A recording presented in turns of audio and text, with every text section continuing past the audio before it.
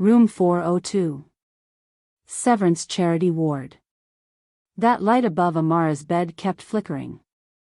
Every 30 seconds, like clockwork. Yeah, she'd counted. 47 flickers in 23 minutes. The room smelled like bleach mixed with something else. Something old.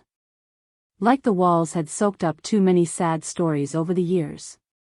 She tugged the thin hospital blanket up to her chin. Didn't help much. March in Seoul was still basically winter. The radiator under the window made noise but not much heat. 48 flickers now. Everything hurt.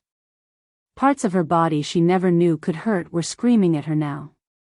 No sleep for 31 hours. 14 hours of labor. And now, 2 babies. 2 tiny babies in plastic bassinets right there beside her. So perfect. So scary. All hers. Her milk wouldn't come in. The nurse had tried to help earlier, pressing on Amara's swollen breasts until she cried. Nothing. Those babies needed formula. Right now. She looked at her wallet on the table. 13,001. The vending machine down the hall wanted 15,000 for the smallest can. She let out this laugh. Not a happy one. The kind that sounds like something breaking inside you. Her phone sat heavy on her lap. Screen all cracked from when she dropped it on her bathroom floor a few months back. Battery at 9%. Maybe 1 call left in it. Her hands kept shaking. She scrolled to Dad, new phone, and hit call before she could chicken out. 1 ring. 2. Hello? A man's voice, all groggy with sleep. And just like that, Amara broke. 6 months of holding it together, gone in a second. Dad, the babies are here. Twins. Boy and girl. But I can't, her voice cracked. I have no money for formula. The hospital wants 2.3 million I don't have. I'm so tired. I'm so scared. Please, I need help. I need someone. Please. Nothing but silence on the other end. Then, one word that made her whole body go cold. Amara? That wasn't her dad's voice. It was Kang Jae-won. Her husband. The same man who'd thrown her out 6 months ago. The man who thought she'd cheated on him. 2 seconds of dead silence. Her heart just stopped. Don't move. Click. Call ended. Amara stared at the black screen. Battery dead. The phone just slipped out of her hands onto the blanket. What had she just done? One of the babies, her little boy, made this tiny whimpering sound. His sister would wake up soon too. They'd be hungry. She had nothing to give them. And now he was coming. Hey, before we go back and figure out how Amara ended up alone in that hospital room, with 2 newborn babies, empty pockets, and a husband who just heard everything, I want to ask you something real quick. If you've ever felt abandoned, betrayed, or completely alone, this story's gonna hit you different. And trust me, it only gets more intense from here. If you're not subscribed yet, now's the time. Hit that subscribe button and drop a comment telling me where you're watching from. I see every single comment, and I'm curious, where in the world is this story reaching you tonight? Seoul grew on her bit by bit. Those convenience stores open at 2 a.m. when she couldn't sleep. The hiking trails just outside the city where she'd go on Sundays. That sweet ajumma at the corner store who always snuck extra kimbap into her bag because, you too skinny. She found this place called Misorang totally by accident one winter night. Tiny restaurant squeezed between a laundromat and some closed-down pharmacy. Not the kind of spot tourists ever find. The owner, Mr. Park, reminded her of her own dad, quiet, hard-working, kind of stubborn. She started eating there every week. That's where she first saw him. It was a Thursday. Rain coming down hard, turning all of Seoul into this city of rippling lights. Amara was at her usual table in the back, working on a bowl of jjigae that Mr. Park had made extra spicy, just how she liked it. The door swung open. Cold air rushed in. A man stepped inside, shaking rain from this expensive coat that probably cost more than her monthly rent. Tall guy. Shoulders straight despite the weather. He looked like he took a wrong turn somewhere, totally out of place in this neighborhood, in this little restaurant with its plastic chairs and faded menu. But he sat down at the corner table anyway, ordered kimchi jjigae, and didn't say a word when it showed up 5 minutes late. She had no idea. The man sitting in that corner was going to break her heart into 1,000 pieces. And then spend the rest of his life trying to put it back together. Amara didn't think much of him that first night. Just another customer. Seoul was full of well-dressed men who looked tired around the eyes. But she noticed things. That's what editors do. His coat was Burberry. Real, not the knockoffs they sold in Namdaemun Market. His shoes were hand-polished leather despite the rain. But he ate the cheap jjigae like he actually tasted it, not like someone slumming for an experience. When he left, he placed the money under his water glass. More than double the bill. No flourish. No looking around to make sure someone noticed his generosity. You saw that? Mr. Park asked after the door closed. Amara nodded, stacking dirty bowls. Good tipper. Not just that. Mr. Park wiped his hands on his apron. He has, what's the English? Heavy shoulders. She understood. Some people carry more than their body weight. The next Thursday, she almost didn't recognize him. Different suit. Same corner table. He nodded when she brought the menu. Just once. Didn't speak. His order was the same. Kimchi jjigae. No sides. Just water. This time, she paid more attention. He held his chopsticks properly, index finger straight, not wrapped around like most foreigners. Every movement precise, like he'd been taught by someone strict. His phone kept buzzing on the table. He'd look at it, then turn it face down.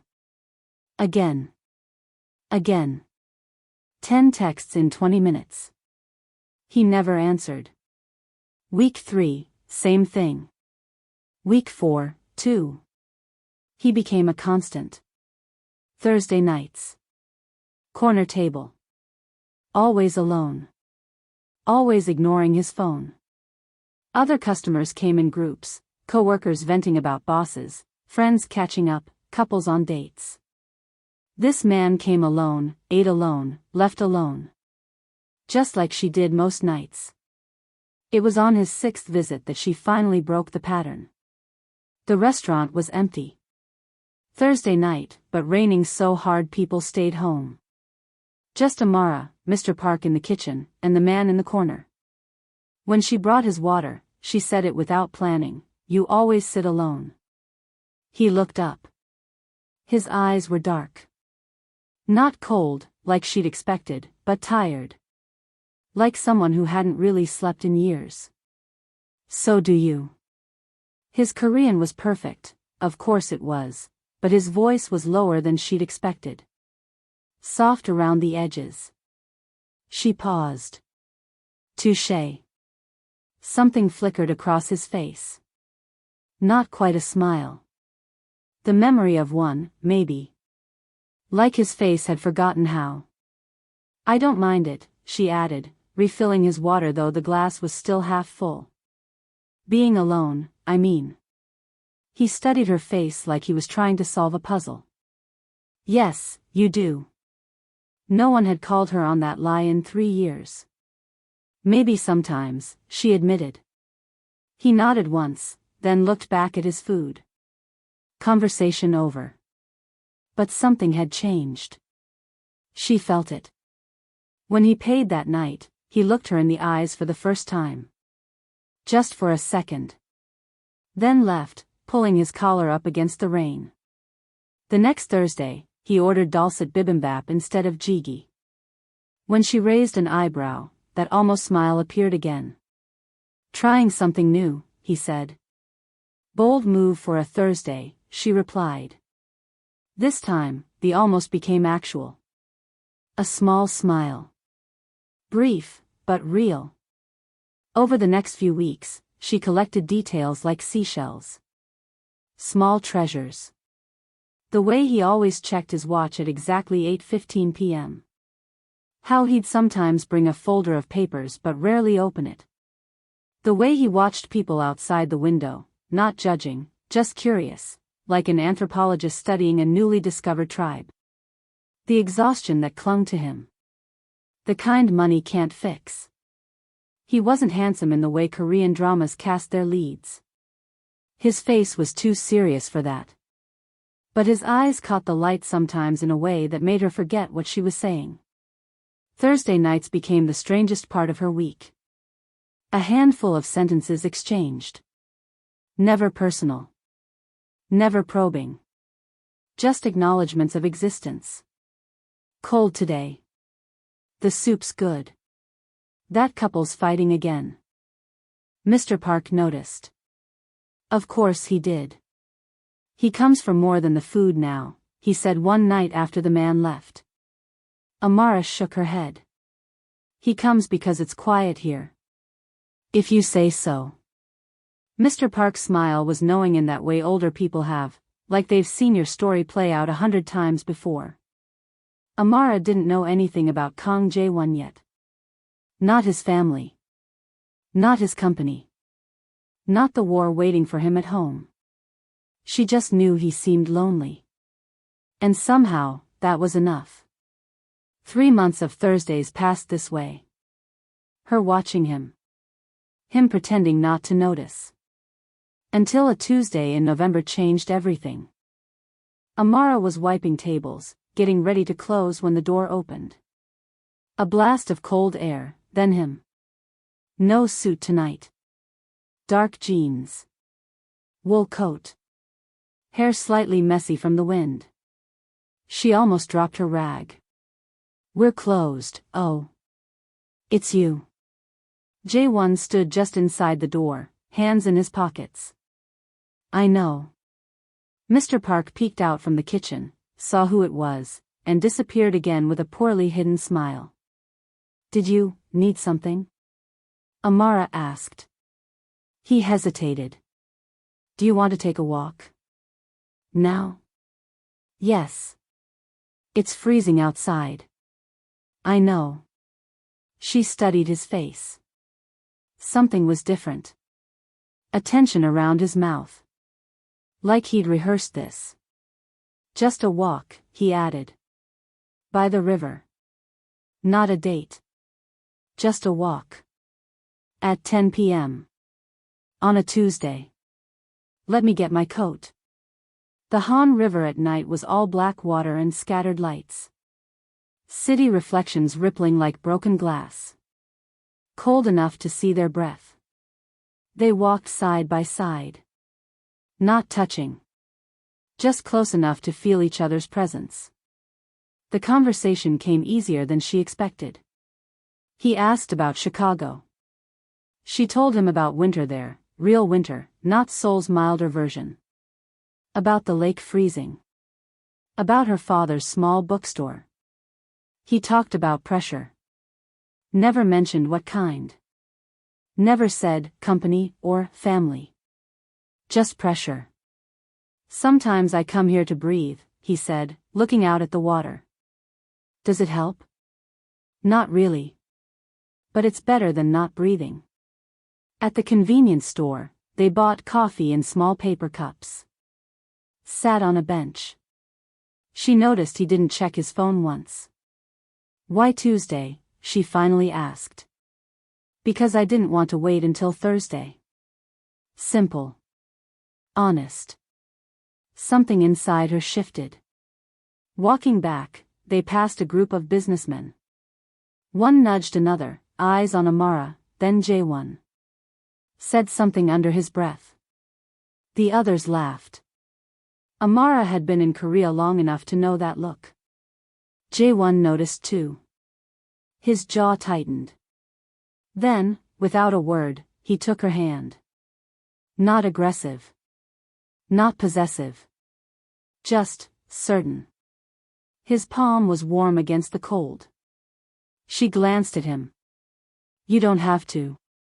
I know. He didn't let go. They walked like that all the way to her subway station. Neither mentioned it.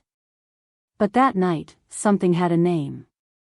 What followed was 8 months of private moments. More walks by the Han. Late-night convenience store runs for ramen. Sitting in his parked car talking until the windows fogged, traced with patterns by their fingertips.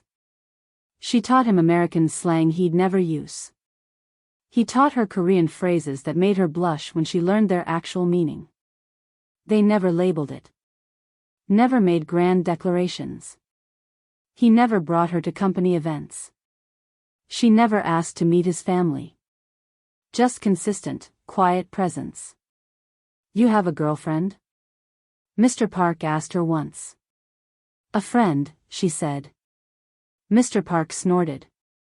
If you say so. It was April when things shifted again. Cherry blossom season. They sat in his car overlooking the city. Rain tapping on the roof.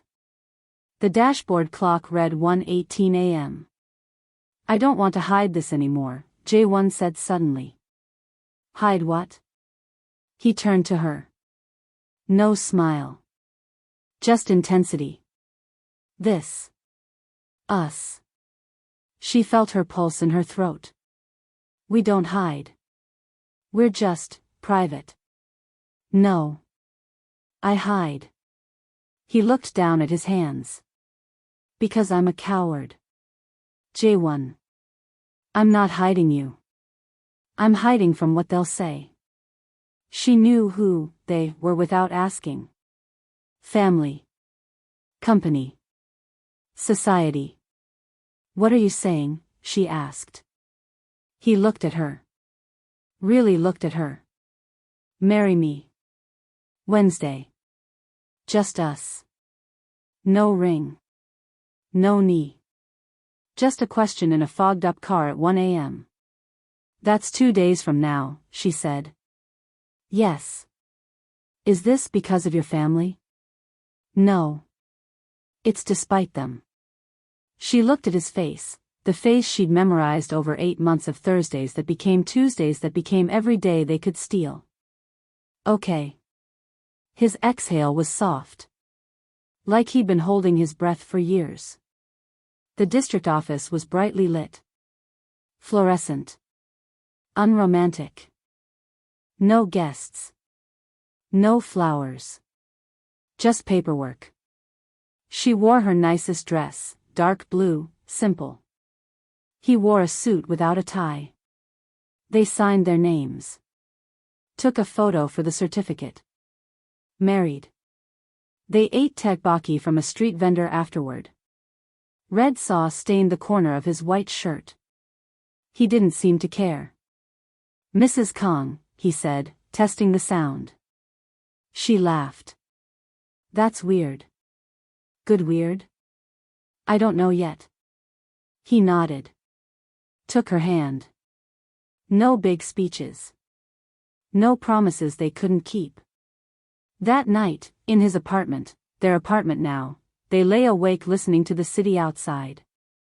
Her head on his chest. His fingers tracing patterns on her shoulder. They were happy. For exactly 3 weeks. Then Jae-won's mother found out. Kim Myung-hee's office smelled like old money. Subtle sandalwood. Fresh flowers changed daily. Polished wood that gleamed under recessed lighting. She sat perfectly straight in her chair, reading quarterly reports, when her family accountant knocked. 3 gentle taps. Always 3. Come in, Mr. Choi. He entered with a folder. Nervous. Always nervous around her.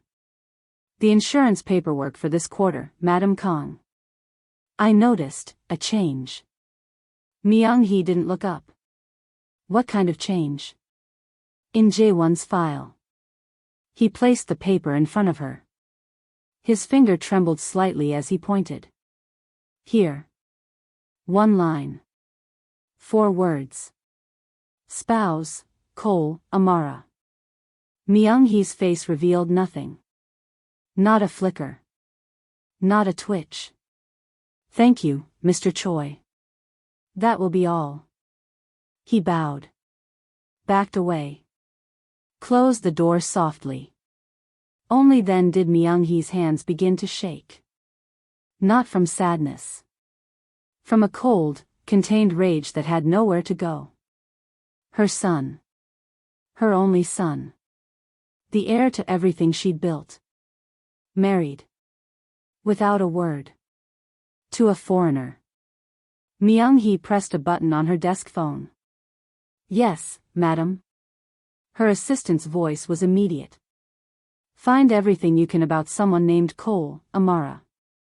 American, I believe. And clear my schedule for dinner tomorrow. We'll be having a guest. The Kong family estate sprawled across 2 acres in Gangnam.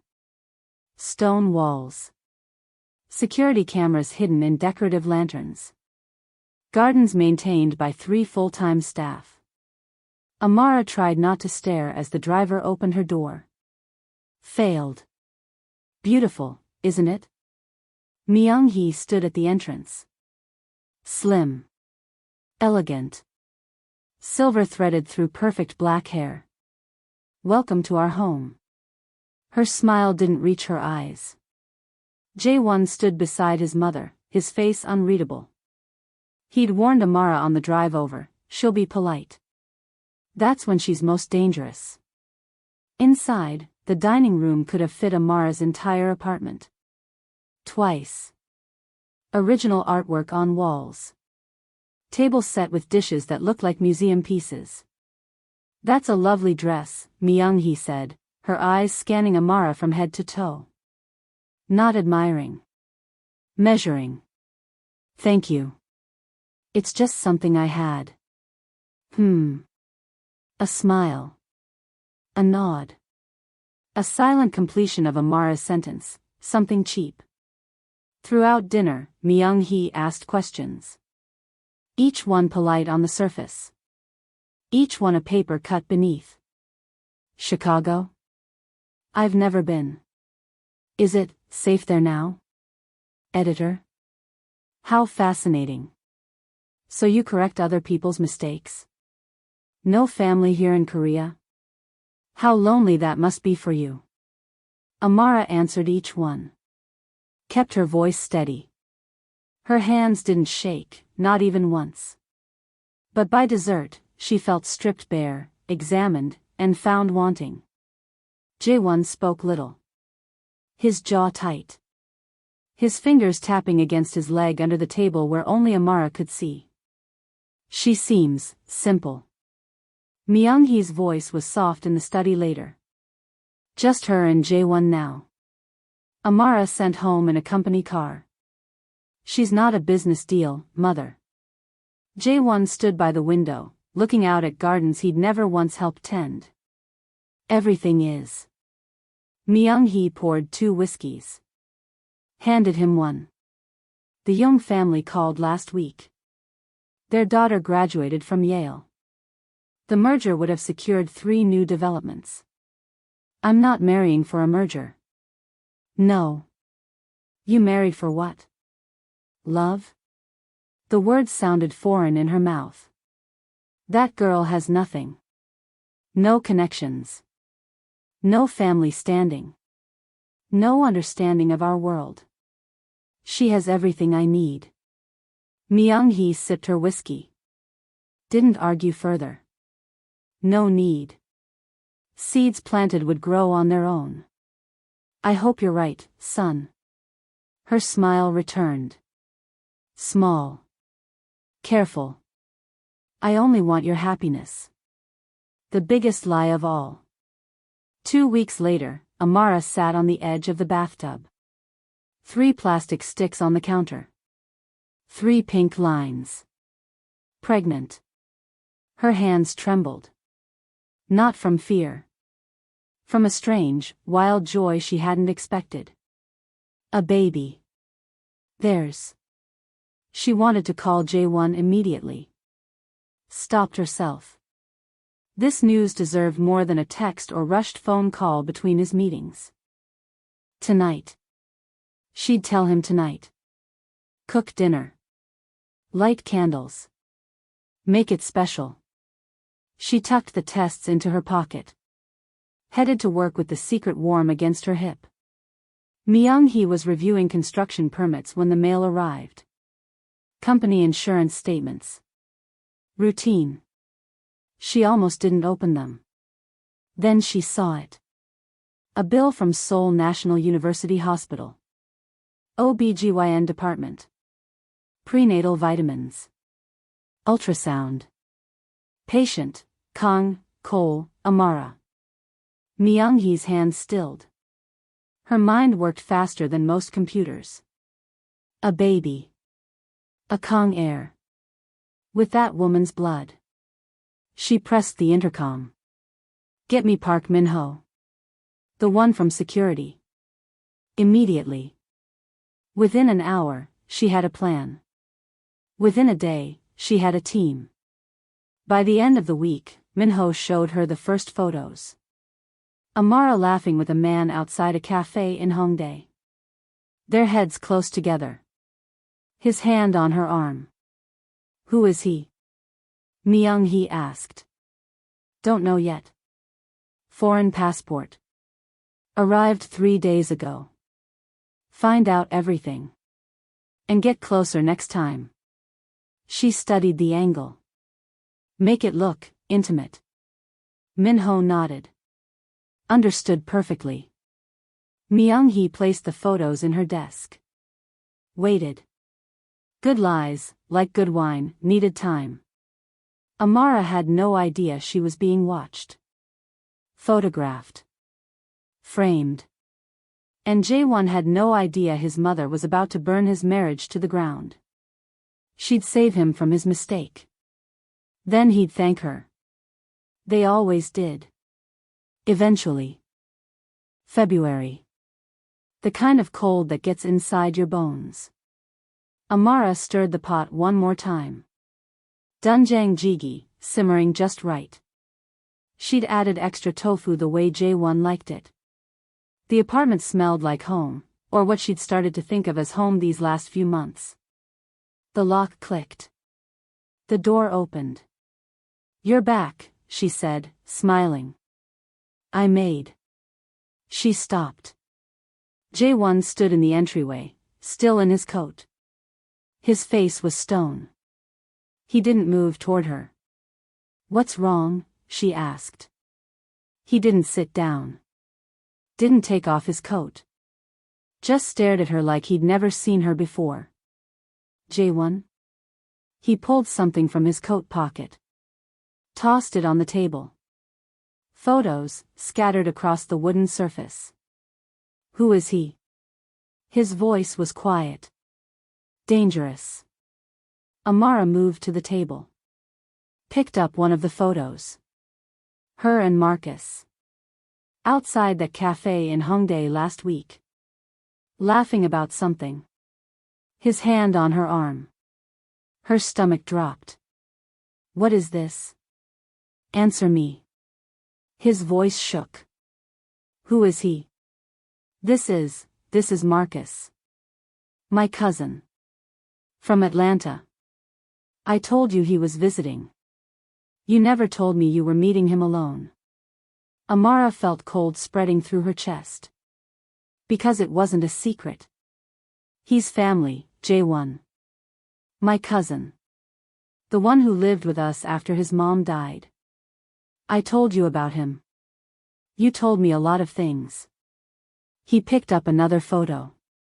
Marcus hugging her goodbye outside her office. The angle made it look different. Intimate. Where did you get these? She asked.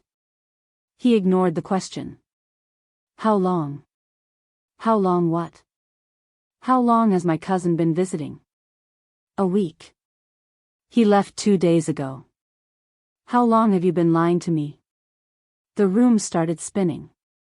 This couldn't be happening. I've never lied to you. Her voice cracked. Never. Jae-won's face hardened. Then explain these. He pushed the photos toward her. Explain why you've been meeting him behind my back. Explain why you look like. He stopped. Took a breath. Like there's something between you. He's my cousin. The words came out louder than she intended. My family. The only family I've seen in 3 years. Jae-won stared at her. Something shifted in his eyes. Colder. Harder. Is the baby even mine? The question hit her like a slap. Amara stepped back.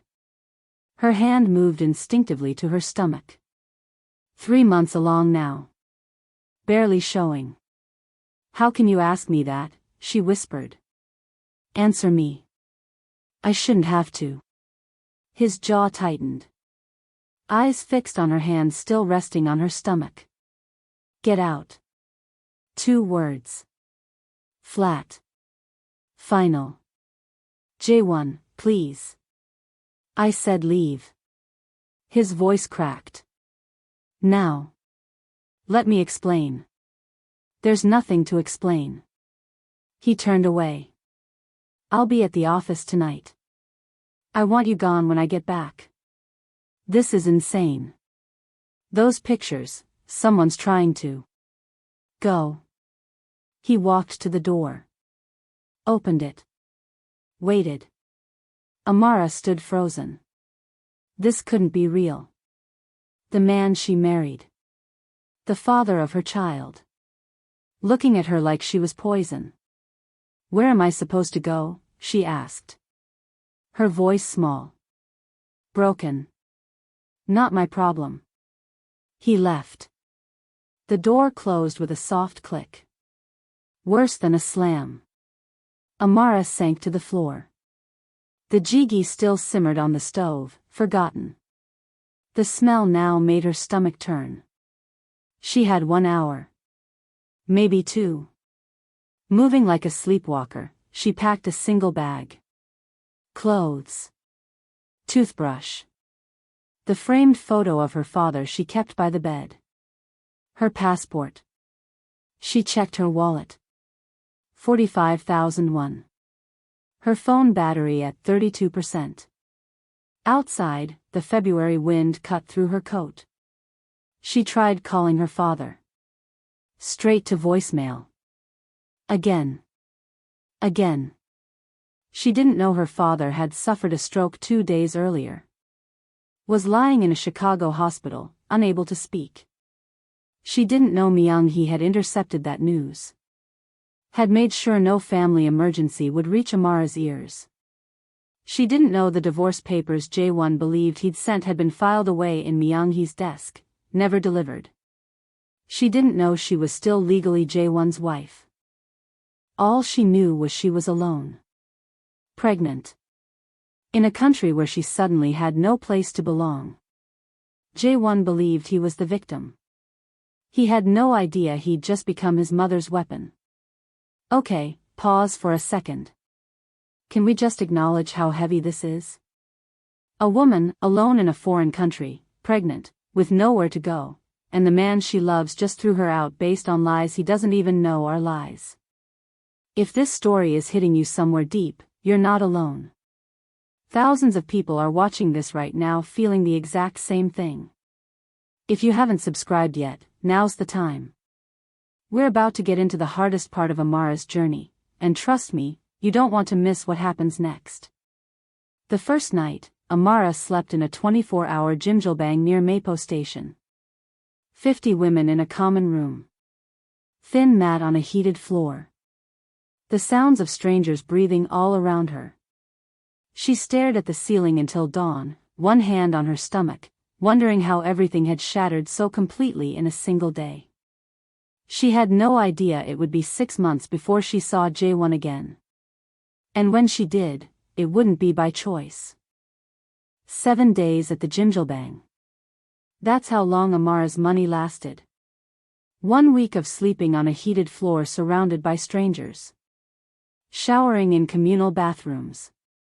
Eating kimbap from the convenience store next door. Every morning, she tried calling her dad. Every morning, straight to voicemail. "Dad, it's me again. Please call back." Something happened. She never said what. Never told that answering machine she was pregnant. Alone. Afraid. Her editor job had ended 2 weeks before Jae-won kicked her out. Bad timing. Her visa was tied to that job. Without work, without Jae-won, she had no legal right to stay in Korea. But where would she go? She couldn't afford a plane ticket to Chicago. Couldn't reach her father. Had no other family except Marcus, who'd spent his last dollars on that visit. Day 8. Her wallet empty. She sat in a McDonald's charging her phone, using the free Wi-Fi. Checking her email hourly for divorce papers that never came. That's where the social worker found her. "You've been here since morning," the woman said in careful English. "Are you okay?" Amara wasn't. Not even close. The women's shelter was in a neighborhood Amara didn't know. An unmarked building with security cameras and a keypad entry. 12 beds in a common room. A small kitchen. A shared bathroom. Her roommates were Korean women. Different ages.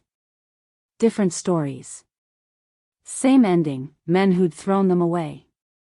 Min-ji. 22. Boyfriend left when she got pregnant. Soo-young. 41. Husband of 15 years disappeared with their savings. Ji-yu. 36. Escaped an abusive marriage with just the clothes on her back.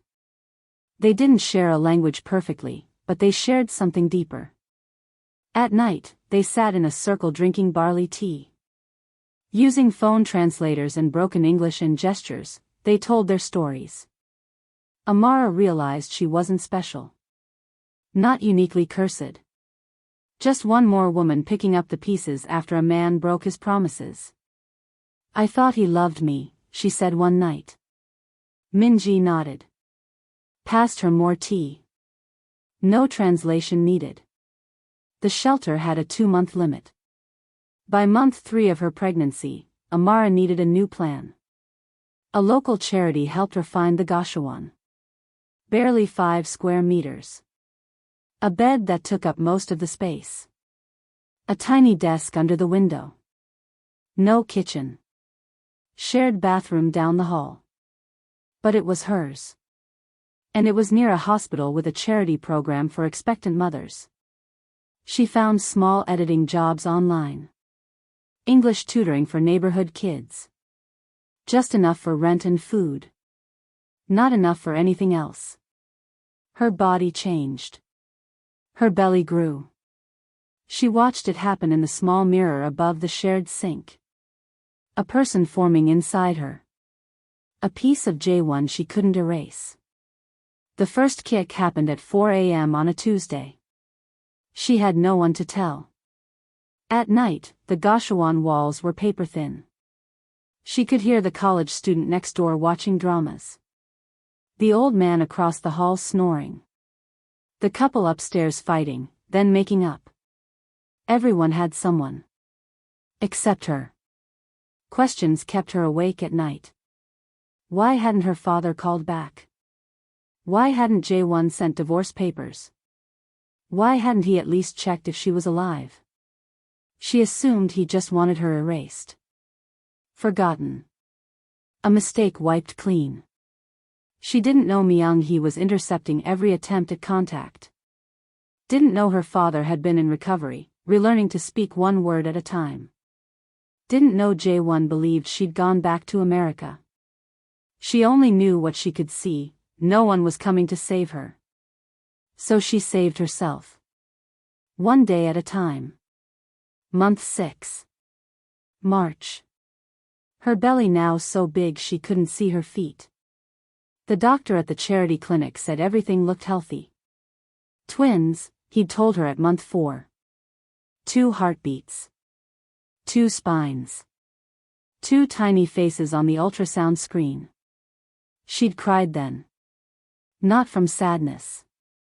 From the strange wonder of it. 2 lives depending on her now. Her due date was still 3 weeks away when the first pain hit. A sudden tightness around her middle. Then release. Then again, harder. She'd been walking back from the convenience store. A plastic bag with instant noodles dangling from one hand. Her phone in the other. "Excuse me," she stopped an older woman on the street. "The charity hospital?" "Which way?" The woman pointed. 3 blocks. Uphill. Amara walked slowly. Another pain. Stop. Breathe. Keep going. She had her phone. Her ID card. 13,001 left from yesterday's tutoring session. She'd been saving for formula, but that would have to wait. At the hospital entrance, she doubled over. A nurse saw. Called for help. They took her straight to the charity ward. Room 402. In 12 hours, Amara would give birth to twins. In 13 hours, she would make a phone call that changed everything. But she didn't know that yet. All she knew was that she had never been more alone. Here's the thing about rock bottom. It's not the end of the story. Sometimes it's just the place where you finally stop falling. Amara had lost everything. Her job. Her home. Her husband. Her security. But lying in that hospital bed, counting contractions, she realized she still had one thing left, herself. And sometimes, that's enough to start over. The twins came 3 weeks early. A boy first, then a girl 9 minutes later. Tiny but perfect. And when Amara reached for her phone to call for help, she made a mistake that would unravel 6 months of lies. A wrong number. The right person. Everything was about to change. Room 402. Charity ward. 11:47 p.m. The fluorescent light flickered overhead. Every 30 seconds. Like a clock counting down to something Amara couldn't see. Her body felt hollow. Scraped out. 14 hours of labor had taken everything she had. The twins had arrived just after 9 p.m., the boy first, red-faced and angry at the world. The girl 9 minutes later, smaller, quieter, but with surprising strength in her tiny grip. They were perfect. Terrifying. Hers. Dr. Yoon had been kind but direct. "Your milk will come in eventually," she'd said, checking Amara's swollen breasts. "But the babies need to eat now. Especially the girl, she's underweight." "How long?" Amara had asked. "Sometimes a few days. Sometimes longer." The doctor's eyes were sympathetic. "They need formula tonight." Now Amara stared at the vending machine price list the nurse had left. Formula, 15,001 per can. Her wallet sat on the bedside table. She already knew, 13,001. All she had. The hospital bill was a number she couldn't even process. 2.3 million won. Might as well be 2.3 billion. An impossible mountain she'd have to climb later. Right now, her babies needed to eat. She let out a laugh, that awful sound, like glass breaking inside her chest. Her phone sat heavy on her lap. Cracked screen. Battery at 9%. One call left, maybe. There was no one to call. No friends close enough to ask for money. No coworkers who'd understand. Just her father.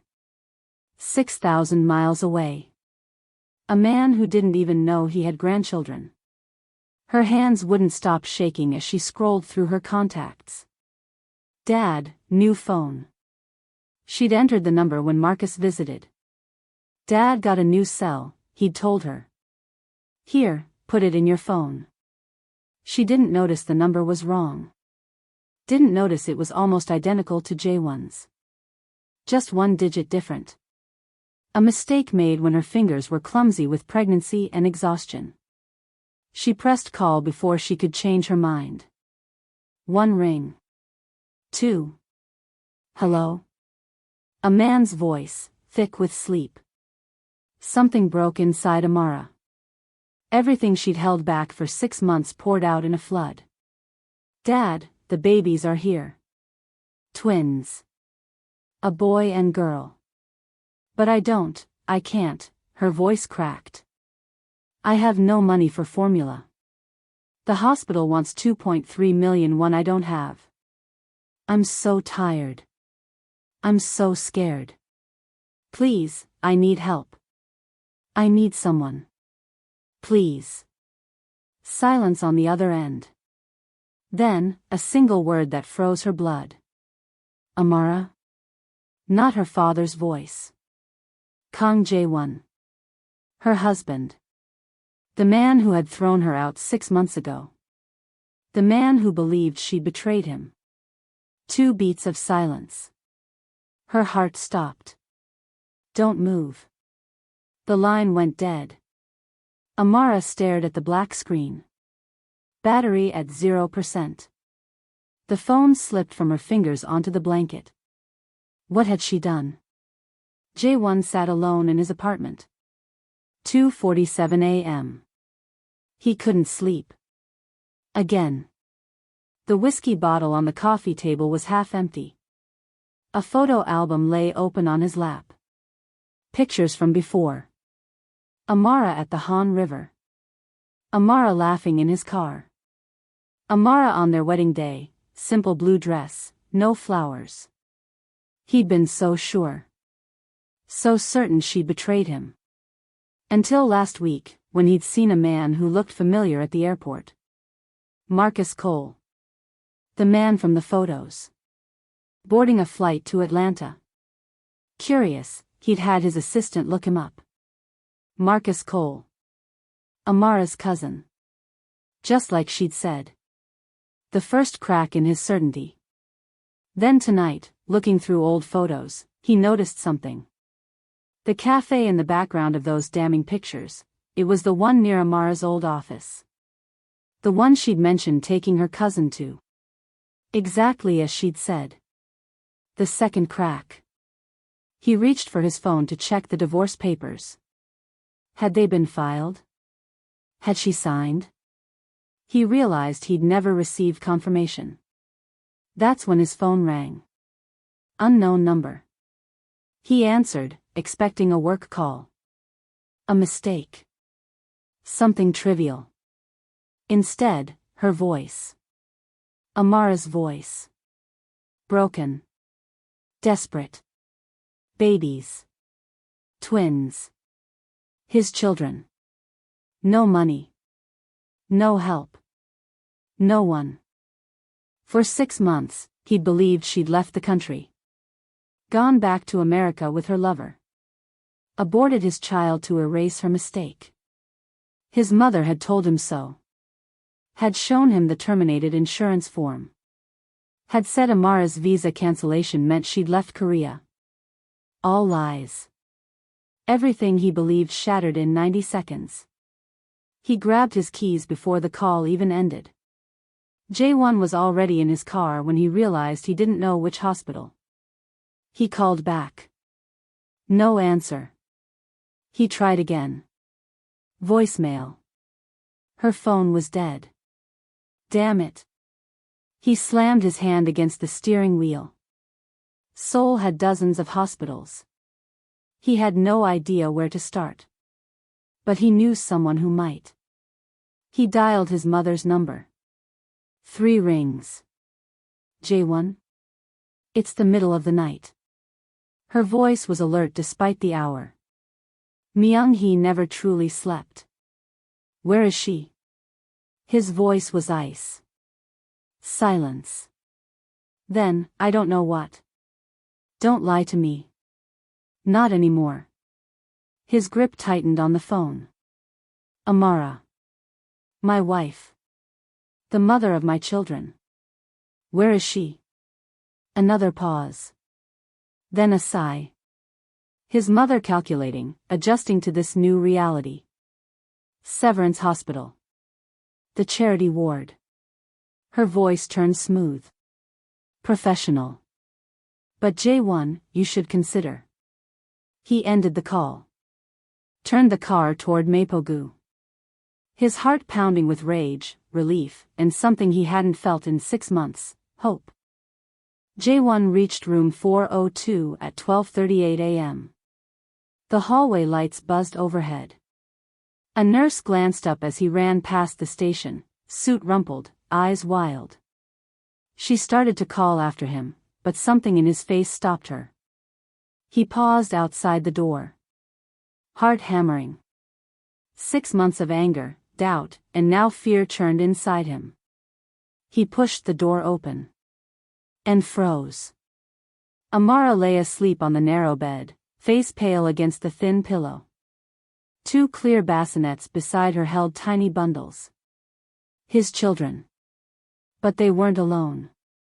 Myung-hee stood at the foot of the bed. Perfectly dressed despite the hour. Not a hair out of place. She turned. Smiled. Jae-won. There you are. What are you doing here? His voice was tight. Checking on the situation. She glanced at the babies. They're small. How did you know she was here? Myung-hee adjusted her watch.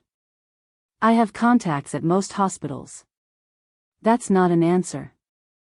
It's the only one you need. Jae-won moved past his mother. Really looked at Amara for the first time in 6 months. Her cheekbones stood sharp against her skin. Dark circles under her eyes. Hair pulled back in a messy knot. So thin. Too thin for someone who'd just given birth. He looked at the twins. Tiny red faces. His son. His daughter. Something cracked inside his chest. A dam breaking after too much pressure. Get out. He didn't look at his mother. Don't be dramatic, Jae-won. We need to discuss. Get out. Myung-hee's smile tightened. You're upset. Understandable. We'll talk later. She walked to the door, heels clicking on linoleum. I've arranged for the bill. Consider it a gift. Then she was gone. The room suddenly quieter. Jae-won stood between the bed and the bassinets, unsure where to look. What to feel. What to do with his hands that suddenly seemed too big, too clumsy. Amara's eyes fluttered open. She saw him first. Blinked. Tried to sit up. Winced. Then she noticed the empty doorway. Was that my mother? Yes. What are you doing here? Her voice was hoarse. Exhausted. I heard everything. Simple. Honest. You weren't supposed to. I know. But I did. Silence stretched between them. 6 months of silence, becoming something else. Something uncertain. The babies need formula, she finally said. Practical even now. I'll get it. He reached for his wallet. Stopped. Can I see them first? Hesitation. Then a small nod. He approached the bassinets like they might disappear. Looked down at 2 faces. His face in miniature. Her eyes. His nose. Her mouth. I thought. He started. Stopped. I was told you. I know what you thought. No anger in her voice. Just exhaustion.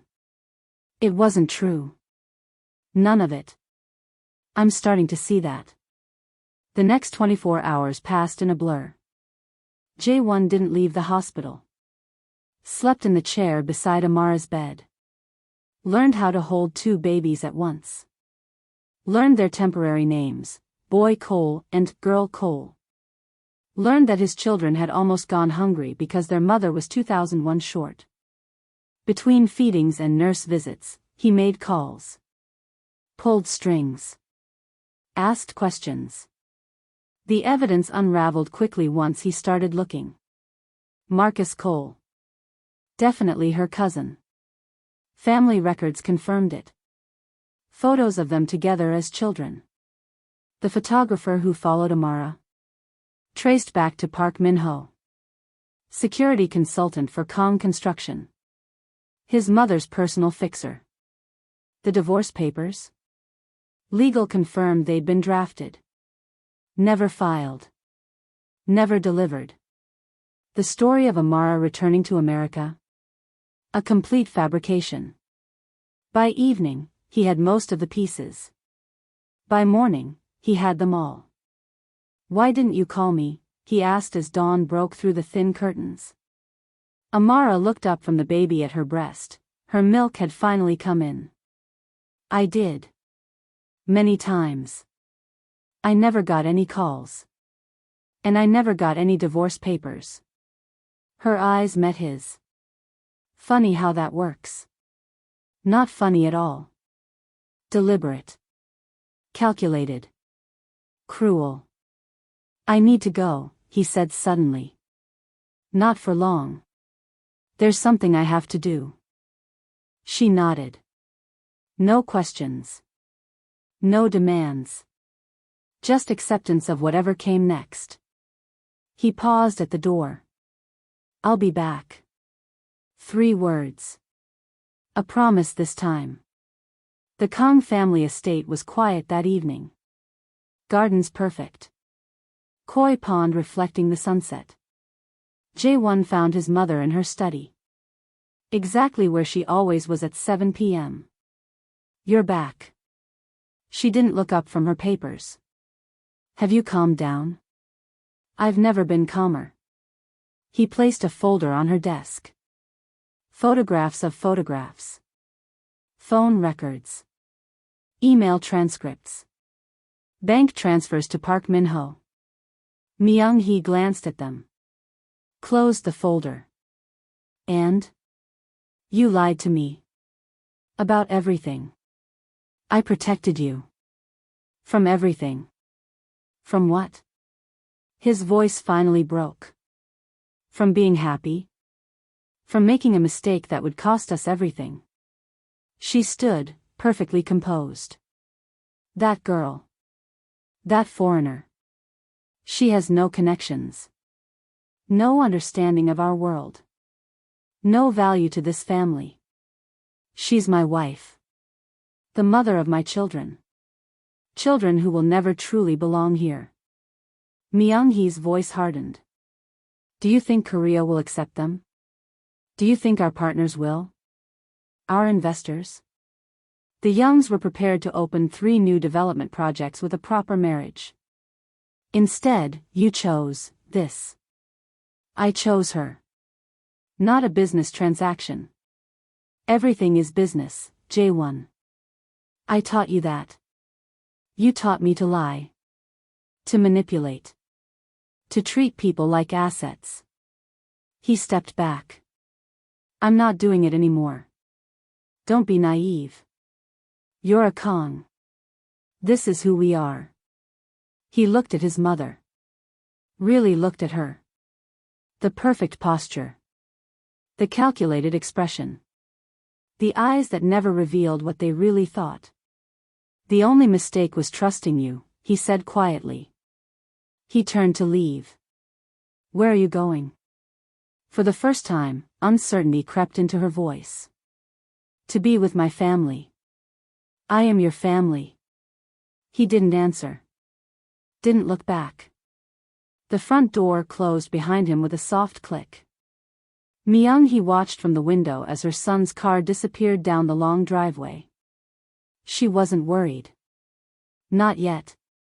Young men had tantrums. Made grand gestures. Eventually, they came back to what they knew. Besides, she still had one move left. She picked up her phone. Dialed a number she rarely used. "It's me," she said when a man answered. "I need information on visa violations. How quickly someone can be deported." She smiled as she hung up. This game wasn't over. Not by a long shot. Jae-won stood outside room 402. 3 a.m. The hospital hallway empty except for a nurse typing quietly at her station. He hadn't slept. Not really. Just quick, jerky naps in his car between making calls, gathering evidence, confronting his mother, and driving back here. His reflection in the door's small window looked like hell. Stubble. Wrinkled shirt. Hair sticking up where he'd run his hands through it too many times. He saw Amara inside, awake, feeding one of the twins. She glanced up. Saw him. Their eyes met through the glass. She turned away. Jae-won understood.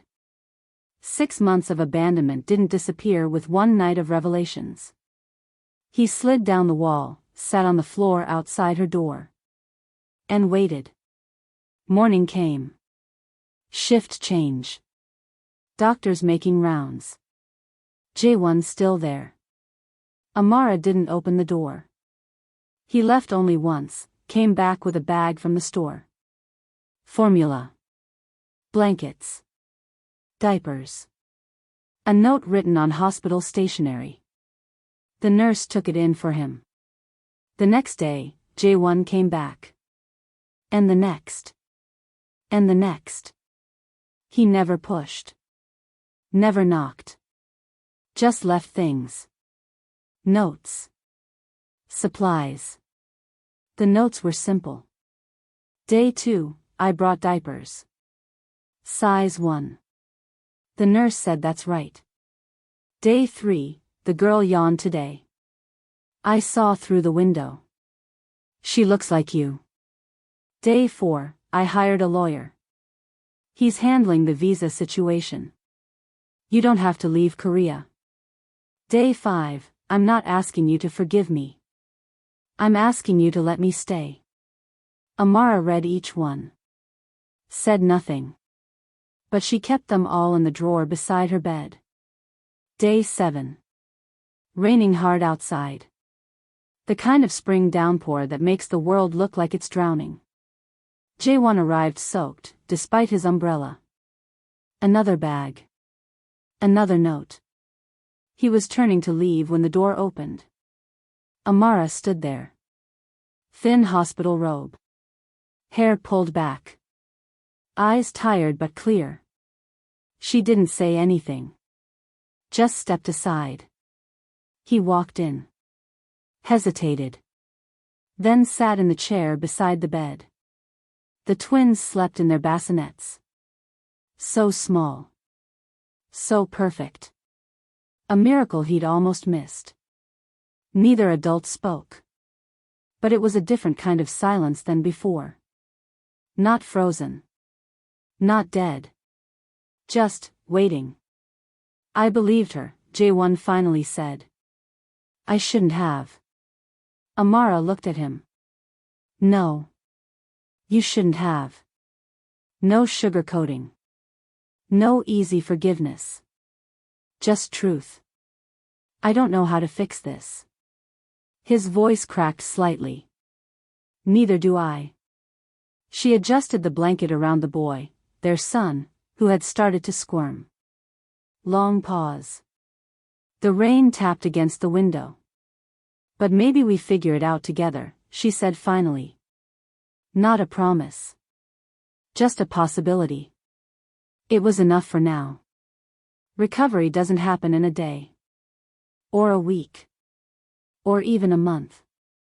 Trust, once broken, doesn't snap back into place. It gets rebuilt brick by brick. Jae-won handled the hospital bill. All of it. Not because Amara asked, but because it was right. When she was discharged, he had a surprise. A new apartment near the hospital. 2 bedrooms. Clean. Bright. Stocked with everything the babies needed. "It's for you," he said, handing her the keys. "Not us. Just you and the twins." She understood what he was saying. No pressure. No expectations. Just support. He found a place nearby. Close enough to help with midnight feedings. Far enough to give her space. Every day, he showed up. Changed diapers. Made bottles. Learned how to swaddle. How to burp. How to soothe crying babies at 2 a.m. Every night, he went back to his own place. "I'm seeing someone," he told her one afternoon, bouncing the boy on his knee. Her head snapped up. "A therapist," he clarified. "Every week." "My choice." She nodded. Understood what that meant, too. 1 month after the birth, Amara's phone rang. A Chicago number she'd almost forgotten. "Amara?" A man's voice. Raspy. Slow. But unmistakable. "Dad?" Her father had survived the stroke.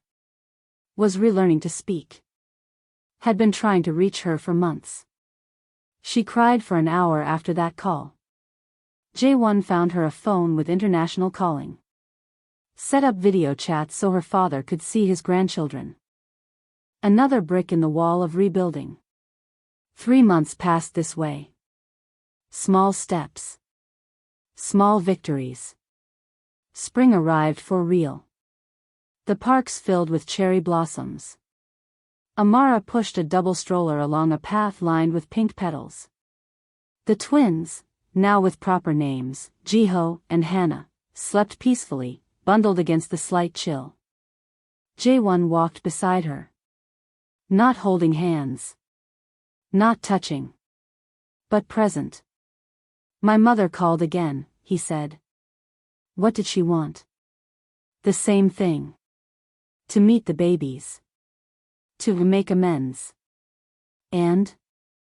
I told her no. Simple. Clear. Not until she understands what she did. Maybe not even then. Amara nodded. Another brick. They walked in silence for a while. A comfortable one.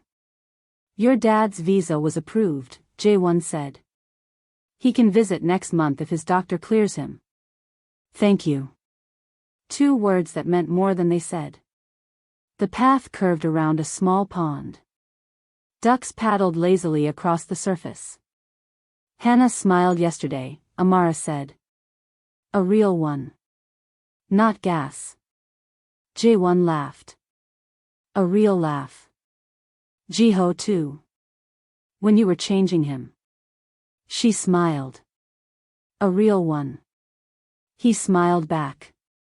It wasn't a fairy tale ending. It was something better. It was real. And that's where we'll leave them, not at happily ever after, but at willing to try. Because that's what real healing looks like. Not perfect. Not instant. Just 2 people choosing to show up, even when it's hard. If this story meant something to you, if it reminded you that rock bottom isn't the end, that the truth eventually finds its way out, that broken things can still be rebuilt, then do me a favor. Hit that subscribe button. Not because I'm asking, but because this community. We tell stories that matter. Stories about resilience. About truth. About finding your way back. And if you haven't already, drop a comment and tell me where you're watching from. I read every single one. Every single one. And I'll see you in the next story.